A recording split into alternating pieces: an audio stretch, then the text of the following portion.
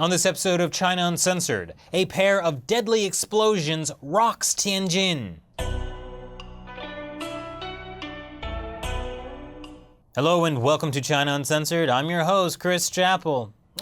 China Daily. There's no English language media I trust more to intentionally give me less than the full picture.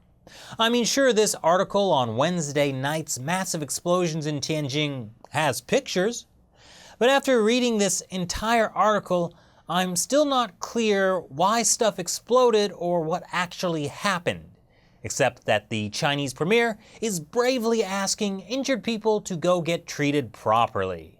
I got more information from watching this camera phone footage. No! What? In fact, a lot of the information cited in this China Daily article is from Beijing News and CCTV, which is weird because Tianjin is not in Beijing.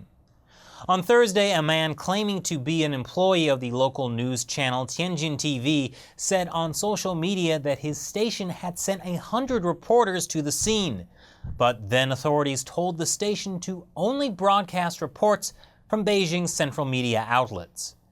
Maybe that's why Tianjin TV was still airing Korean dramas 8 hours after the blasts while waiting for permission to report on them. Anyway, as far as I've been able to gather, there were 2 giant blasts 30 seconds apart at an industrial area in the Chinese port city of Tianjin late Wednesday night.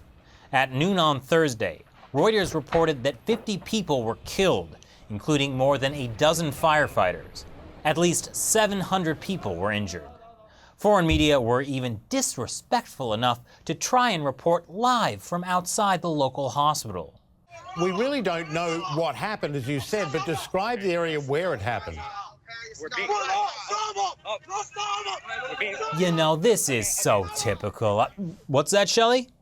The people stopping the reporter were grieving relatives and friends, not Chinese officials? I stand corrected. I guess Chinese officials weren't censoring news on this explosion after all, except for the thousands of posts that were being deleted on Weibo, and the Tianjin Internet Police warning people that spreading rumors online would be severely dealt with according to the law. It's still unclear what caused the explosions, but they did involve a warehouse that was storing some pretty toxic chemicals.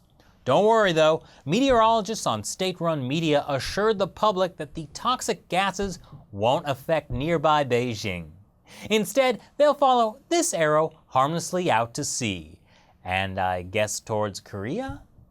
On the positive side, this disaster has generated a lot of international support on social media, where the Twitter hashtag #PrayForTianjin was trending on Thursday. Too bad Twitter is censored in China. Presumably, so are prayers. At least the people of Tianjin are being awesome, lining up to give blood in a country where that's pretty rare. So how do you feel about what happened in Tianjin? Leave your comments below. Thanks for watching. I'm Chris Chappell. See you next time. You know, I believe in touching people's hearts, and the best way I find is to donate blood. Yes, what better way to touch someone's heart than to actually have your own blood pump through their cardiovascular system? You get a free cookie too. That's why I'm giving a special China Uncensored shout out to the people of Jinan City in Shandong Province who have touched my heart. So let's play a little game, shall we? Who do you think this is? If you said Michael Jordan, you'd be wrong. That's Qiaodan. Rather, it's the logo used by a Chinese sportswear brand called Qiaodan Sports that has absolutely nothing to do with Michael Jordan, except for a couple of lawsuits.